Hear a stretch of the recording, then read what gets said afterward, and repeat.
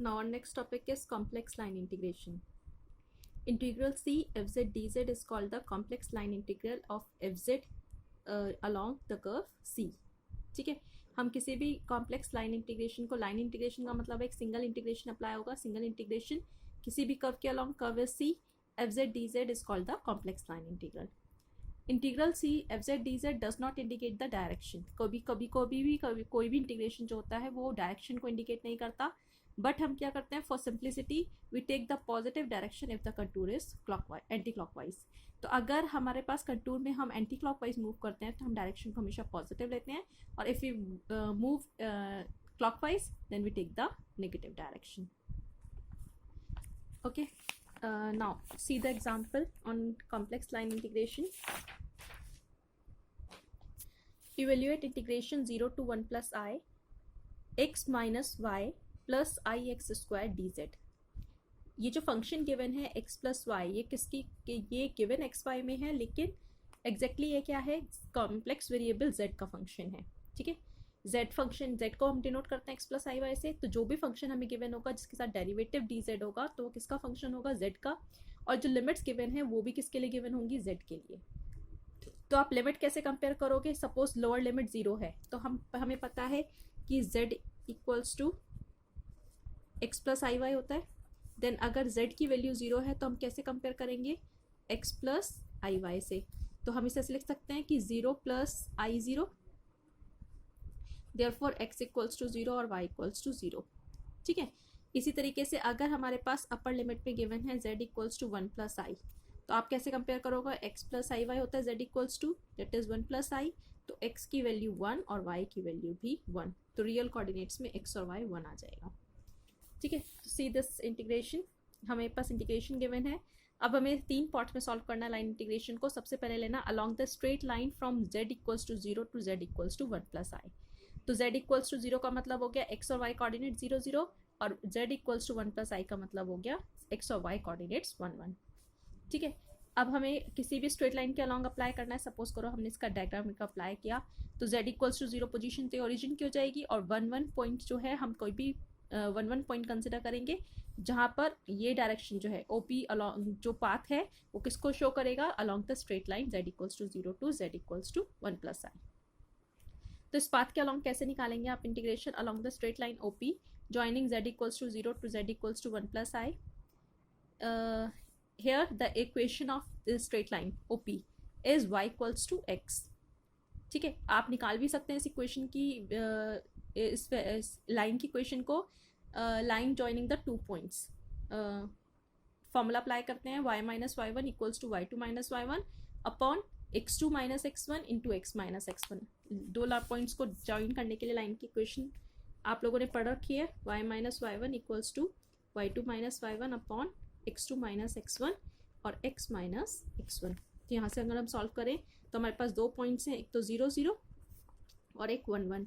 तो आप अप्लाई करोगे y minus 0 equals to y two minus 0 upon x2 minus 0 और x माइनस 0. तो आपके पास सीधे सीधे लाइन की इक्वेशन आ जाएगी y इक्वल्स टू x. और अगर हम डेरिवेटिव निकालें dy की वैल्यू कितनी हो जाएगी, इक्वल्स टू dx. तो आप इंटीग्रेशन कैसे चेंज करेंगे, पूरे इंटीग्रेशन में लाइन इंटीग्रेशन है तो या तो x के लिए लगाओगे या y के लिए लगाओगे. तो आपने y को वैल्यू x में चेंज की, dy की वैल्यू किस में आ गई, dx में. अब इंटीग्रेशन हमारा z की रेस्पेक्ट में है तो z इक्वल्स टू होता है x प्लस आई वाई, तो dz की वैल्यू हो जाएगी dx plus i d y, और dy is also equals to dx, therefore dx plus i dx, और we can written as 1 plus i dx. तो dz को हम डायरेक्टली किस में चेंज कर देंगे, इन टर्म्स ऑफ x. ठीक है, लिमिट किसके लिए अप्लाई करोगे, x के लिए, तो 0 टू 1. तो चेक कैसे सॉल्व करेंगे हम integration. Along the straight line OP z equals to 0 to z equals to 1 plus i, y equals to x, dy equals to dx, and x varies from 0 to 1. Integration जो given था वो ये रहा, इसको solve किया हमने 0 से 1 plus आई, value apply की.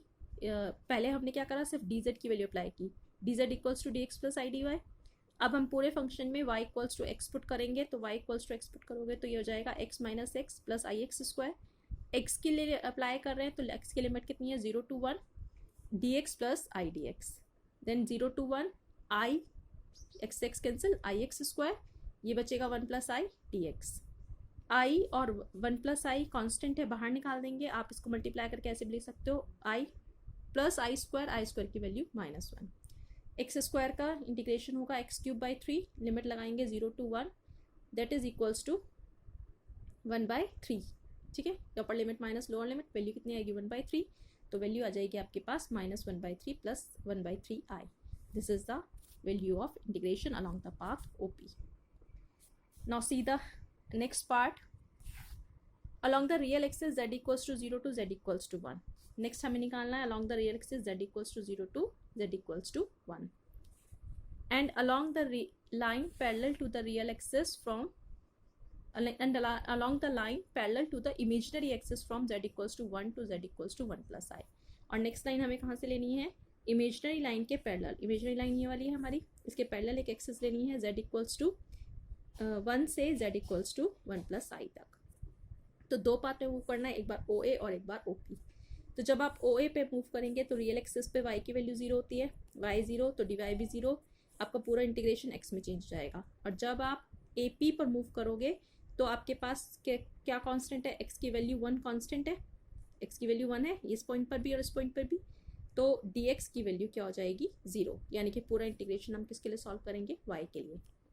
तो देखो कैसे सॉल्व करेंगे,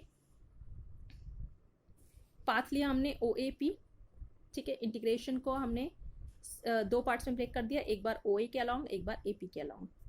तो जब आप OA के अलॉन्ग लोगे तो रियल एक्सिस पे y की वैल्यू 0, देन dz क्या होगा, dy इक्वल्स टू 0 जाएगा, तो dz की वैल्यू सिर्फ dx में आएगी, और x की लिमिट कहाँ से कहाँ तक वेरी करेगी, 0 to 1। तो आप 0 to 1 के लिए y की वैल्यू 0 पुट करके इंटीग्रेशन सॉल्व कर देंगे।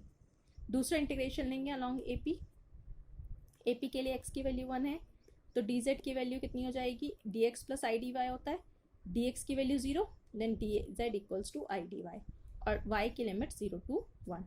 तो y के लिए लिमिट अप्लाई करेंगे, इंटीग्रेशन सॉल्व करेंगे, आपके पास पर्टिकुलर आंसर आ जाएगा। फिर इन टोटल इंटीग्रेशन के लिए दोनों पार्ट्स को ऐड कर देंगे, तो दोनों इंटीग्रेशन की वैल्यूज़ को ऐड करोगे, this is the particular answer. इस तरीके से हमें लाइन इंटीग्रेशन को सॉल्व करना है।